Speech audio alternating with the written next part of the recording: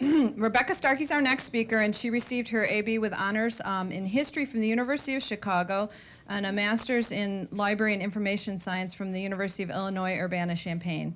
Since 2001, Rebecca's been a reference librarian, instruction specialist at the Regenstein Library here at the University of Chicago. Before arriving here, Rebecca served as cataloger for the United States newspaper program at the Chicago Historical Society and as a reference librarian and instruction coordinator at Roosevelt University Library. Rebecca's research interests are instruction and outreach services primarily for undergraduate students. Rebecca? All right. Welcome to Chicago. I was desperately thinking of some way of connecting Back to the Future to my presentation. The only thing I could come up with was like singing Johnny Be Good up here as a starter, but I'm not going to do that right now, because I'm ready to talk about assessment.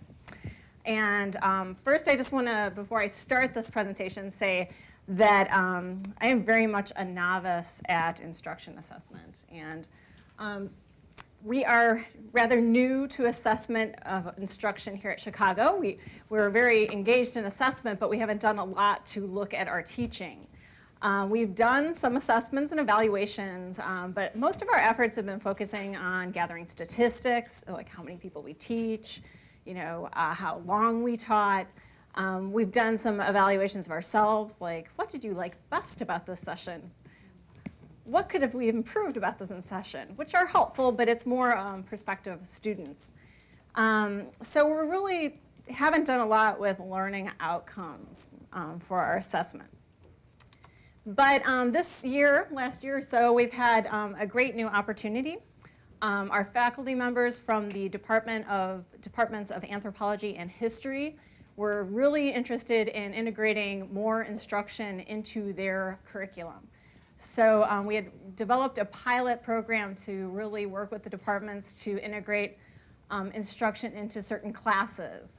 And part of our proposal for this pilot was a point that we would try to assess these programs so we could report back to the faculty and how they went. So this was really a great opportunity for us.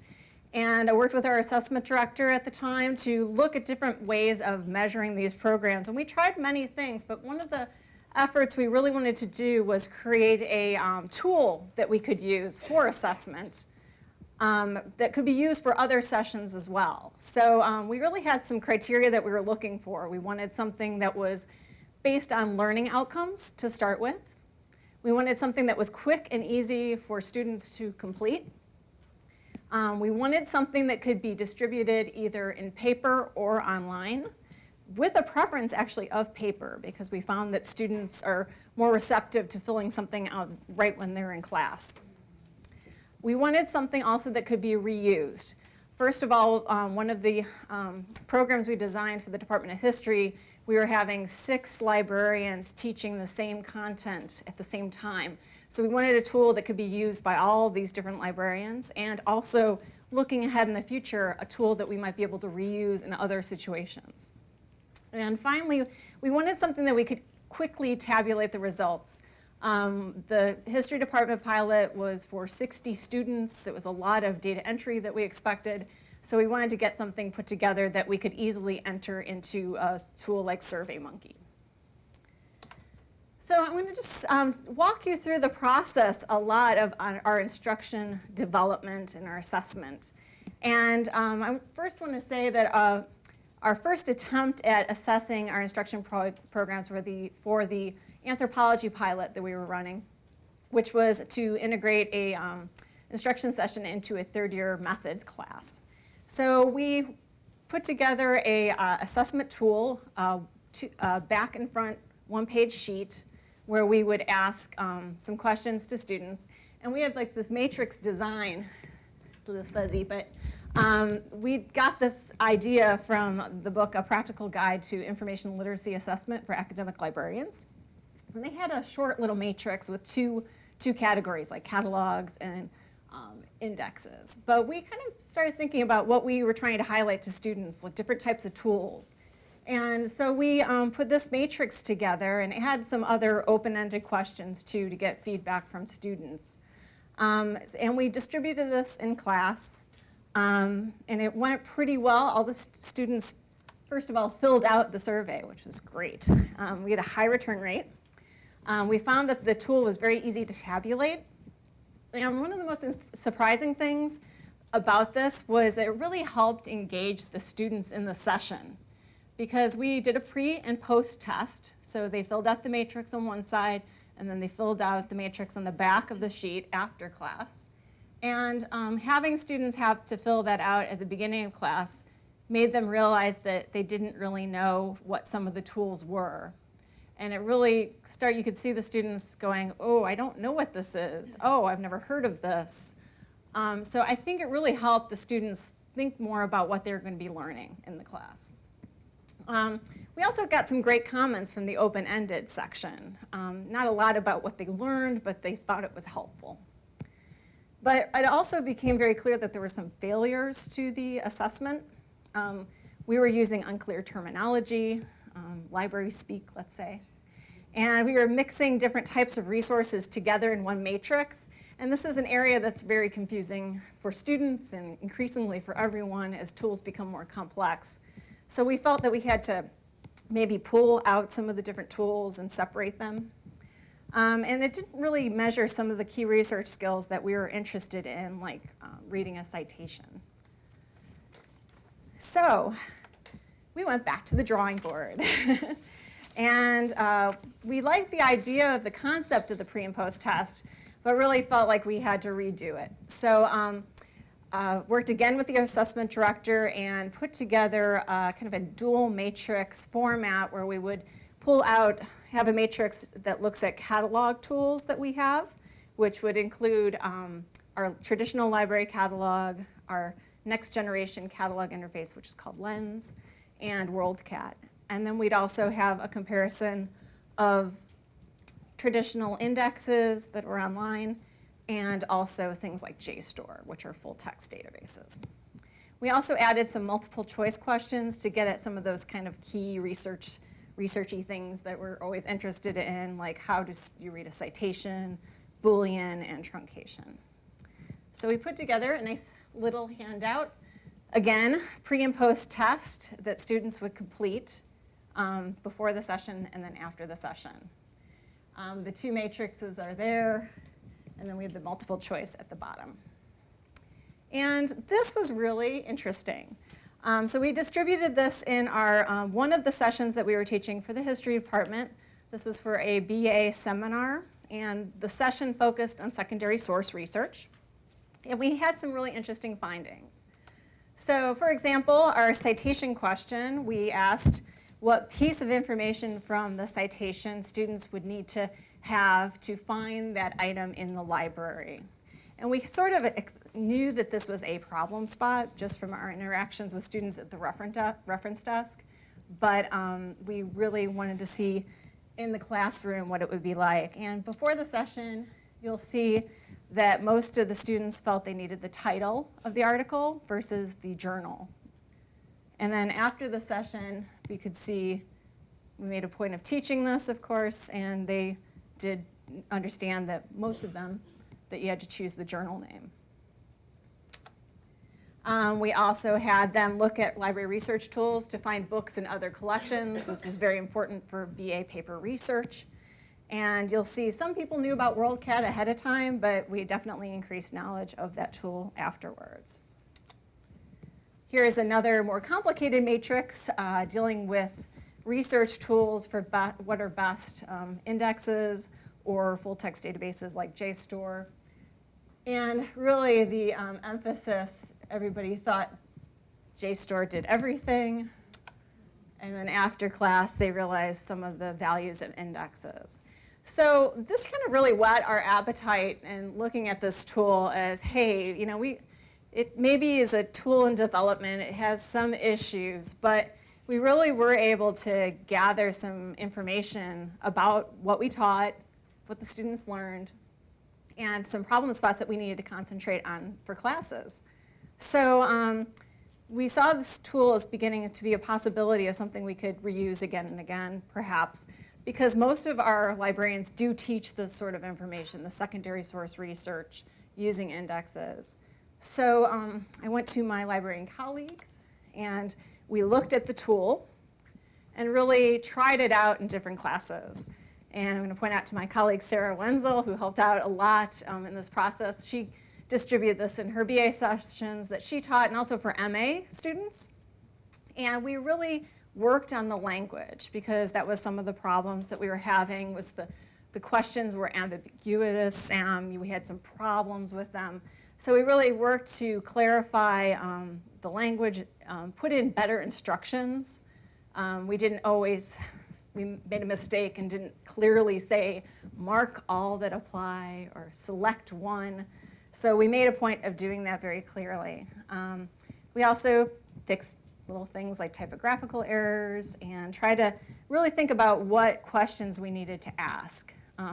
What were the most important things? And we kind of reduced the size of that matrix over time. And I think we really had a nice result of having a nice reusable instruction tool. And it looks very similar. We ran this survey again, pre and post test, just a few weeks ago. We're still tabulating, but I think it was a lot clearer to the students. And I'm sure we're going to make changes, but it's really become an effective, quick assessment that we can conduct to get started, really thinking about what we teach and how we teach it. So we have some clear goals for the future, and this is really the hard part now, is that we have this assessment tool, and what will we do with that information? And I think really what we're hoping is to gather more information about our students and what they know. Here at Chicago, we are building our instruction program. We do not have a required writing course that most of our undergraduates, for example, have to take, which involves a research component. So we usually only see our students in terms of instruction often later in their college years, like third or fourth year, and catching them at that point is very hard. So what this is providing us possibly with is an opportunity to see really where there are areas in their knowledge that they need to build up in terms of information literacy. So what we're hoping to do is use this tool more broadly within the library, so we have more data to make an argument to faculty, for example, that instruction is needed earlier in their college years especially. And this also for some of the master's programs that we have here. We do have several one-year master's programs in humanities and social sciences, and we've found that some of the students are coming in from very diverse backgrounds. They may not know have many of the key information literacy skills that we're hoping for. So having a basic tool that we can apply in different contexts will help us gather information more broadly about our community. So we're hoping that this tool can be a real starting point to look systematically at our programs. But we also realize that there are many challenges for implementation. And this just came too from our own use of the tool in our teaching. One of the challenges is, of course, we all have our own different teaching styles. And we like to teach in different ways and focus on different tools depending on the librarian. So having this kind of one type of assessment may not work for every teaching situation. And we do recognize that, but we're hoping because of the content, it could be applied in most of the types of sessions that we do.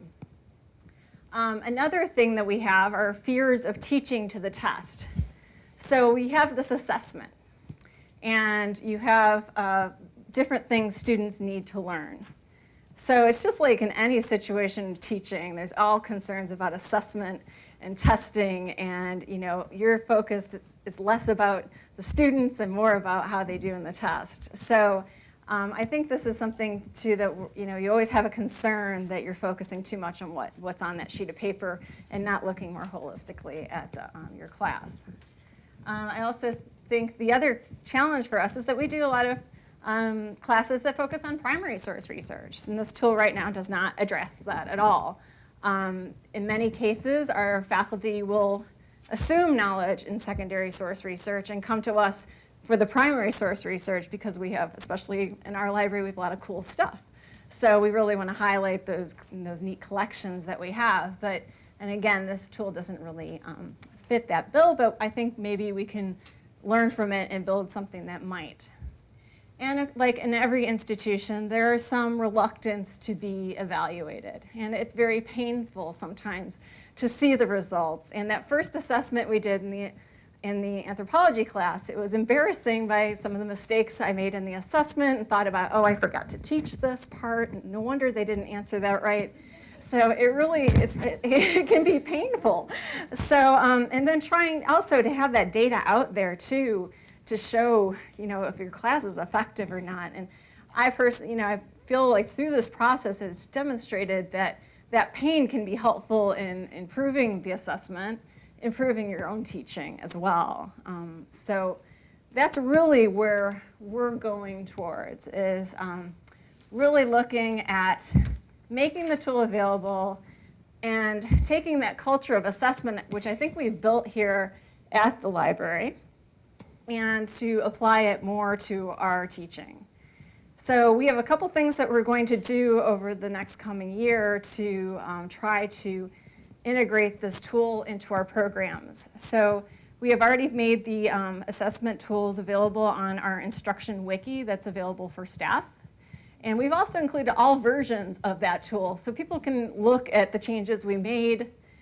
And also, since it is freely available, you can make changes to it if you want. So many of the few of the teachers and librarians who have taught with this assessment tool have made little changes based on their class. So we're not looking at this as you must use this exactly in this form, but as a way to kind of have people start thinking about their assessment. We'll also be holding Train the Trainer programs this summer to share some of our own experiences using this assessment tool and talking in general about assessment. So we do hold a couple instruction in service programs during summer when it's a little quieter before the busy instruction season starts in the fall. So we're hoping that will draw some people into using the tool. But most important, I think we're really going to continue to use it and make changes, recognizing our failures in both how we constructed the assessment and also how we structure our teaching, and encourage use by example. And I have trying to make a point now to always do some sort of assessment with my teaching, be it 15-minute session that I'm showing something, or if I'm doing a more structured presentation, I try to use some sort of assessment, and ideally this when I can. So we hope next year we can gather more data, learn from the other librarians who may participate, and keep assessing. So while it's not necessarily a tool that will fit every situation, we hope that it's a tool that can fit many of our instruction sessions. So I have left a lot of time at the end for comments and questions. And being a librarian, I also am sharing. And again, like I said, I see this as something that can be adapted and used. So please feel free. I might be interested, I did put my email address, it's a little cut off at the bottom, but be interested in hearing your experiences if you do opt to use this. Just let me know how it went. I'd like to hear your feedback. Rebecca, I have Yeah. a question. Sure. You said that the assessment was used at the beginning, they filled it out at the beginning, and at the end. Did the students keep it, or did you collect it the first time and then reissue it, or I collect. trust them? Oh, we just trust them, and that's funny because in some of the sessions we have noticed students kind of cheating a little bit. And I don't make a big deal about it. I mean, this is more for us. We're interested in them being honest. We made sure, if you see this version, I have, fill out as best to your ability. So we had, the first instance was we filled this out, a lot of students left things blank because they didn't know it. So now we ask them to, just fill it out as what they think is correct. But it's kind of funny. The last session I used this in, one of the students at the end goes, So let me think again. What was that truncation thing that we did? They wanted me to go over it again so they could fill out the post-test, which was fine by me because they learned that bit of information again. So I think that we teach in mostly small classroom settings too, which makes it a lot easier to see what students are doing. Yes? Does the faculty classroom instructor get the results? Yes, I've shared these. The first time, the anthropology class, I did share the assessment results, even though I wasn't really pleased with the tool. For the larger pilot with the history where we ran it last fall, I did extensive report for the department about the results. And we are tabulating. The few times I've used this tool since then, I've shared with the instructor. Yeah. Just speaking about learning from painful experience, there was one class where graduate students, they were absolutely convinced they could read a citation. They didn't even want me to look at databases, so I let that go. But I did the pre and post test and realized they really didn't know how to read a citation, so I had to email the faculty member and say, I didn't teach this because the class seemed to know what it was doing, but they really didn't. So if you have time, you might want to go over how do you find a citation in a journal. And these were upper level PhD students in many cases. Yeah, and when we shared this with the Department of History, and also we shared this to some of the results to the dean of the college, it's pretty startling, the students' inability to understand what a citation, what they need to do with a citation. That is, for many of our faculty members, a point of assumed knowledge, that students come to college knowing how to find an article from a citation, and they do not. Could you just talk a little bit about what your session is like, the time, how many people? Sure. I've used this primarily in sessions that are a little over an hour. The number of students have been under 20. This process, it takes the longest in the beginning, the pre-test, because students are unsure what they want to do. Also because they're students and they wander in late. And having them all fill out the pre-test when students come in 10 minutes late is a little challenging sometimes. But at the end, it usually takes about 5 minutes for the students to fill out. So we're not talking like significant amount of class time, but it does cut in a little bit. I'm not going to say that it doesn't, but we feel it doesn't take a lot of effort or time for the students to complete. Yes? This is only one session class, and it is more than 1 hour. Suppose that it will be more than, next year you decide to have more than one session. Do you think that you are going to use the same test for both tests?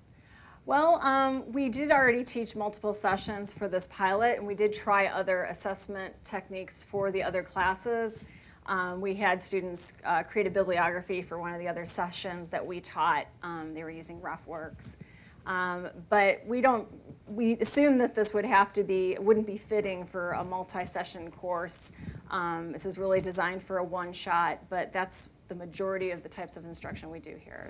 I'm not thinking about only that. I mean that if you use it for 2 sessions, then if you give it to a student, students, they have time to look at that for the next session. Oh. And that lots of factors can affect this test. This is what I am thinking.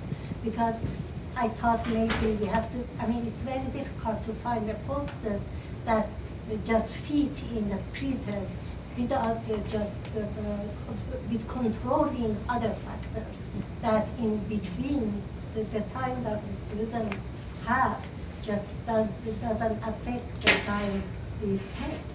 I thought because we have more than one session, we are always struggling what to do for the post-test. Well, and I think, this is one of those situations where assessments don't always fit every situation. And it may just, this works for us because we do compact one sessions most of the time, just 90-minute one-shots. But if we were doing something more thorough, I might look at checking bibliographies, or maybe a test is not bad, but maybe not handing them out the same way. We'd have to go back. Having them do something online between classes might also provide you with some information for that next session. So when I said one size fits most, I really don't think it fits for every situation, but it's just a way for us to get our feet wet with doing more outcomes-based instruction. Do the students get feedback? We haven't done so yet, but we may start doing that. Students have given verbal feedback, like, oh gosh, didn't know any of those things. Now it's much easier afterwards. Or this was really helpful to remind me of what we covered. But we haven't really formally given that information back. No, the faculty may have, I don't know. We handed the results to the faculty, but they may not have distributed it to the students. I don't know. It's a good thing to look into. When you use, because you have, so what I heard you say, I think, Okay. is that you use this particular assessment or whatever you come up with the classes. You've used it also as a teaching tool.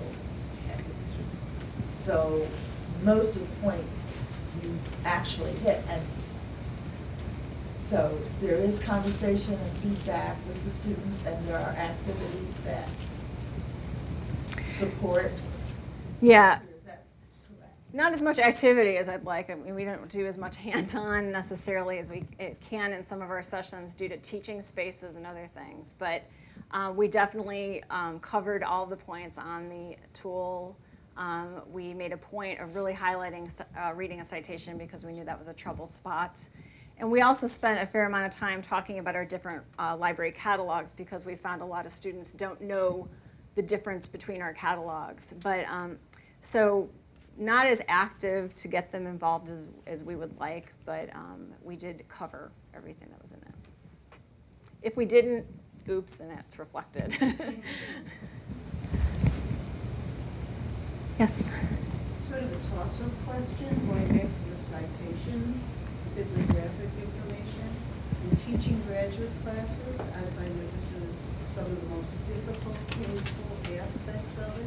I even brought in, after I did a thing during that session, and my interlibrary loan person who went through the form. I thought this would kind of be a follow-up on what is needed for the form for a bibliographic citation. And it didn't help. Yeah. The interlibrary loan person is just screaming. So, I would really like to know if there, what else to do. Yeah, I mean, it is frustrating. And of course, this is a basic citation. It's not counting all the other ones that are confusing or that students might not be familiar with the item. So, yeah, I mean, it's a real issue for us. I'm not sure this solves everything, but we do point out. And I think the students did have, you can see the light bulbs when you show what you have to do and do the search in the catalog for the item.